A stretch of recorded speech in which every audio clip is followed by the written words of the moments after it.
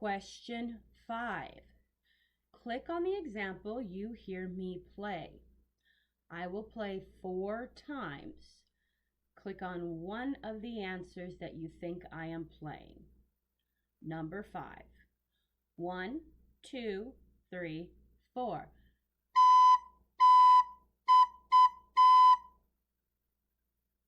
Again, 3, 4.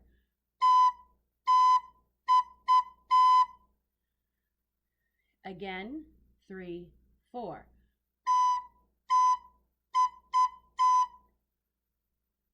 Last time, check your work and make sure you select an answer. 3, 4.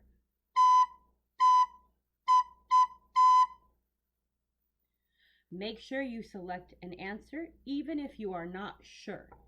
This quiz will not let you continue or submit if you don't have an answer. Click on an answer and move on to question 6.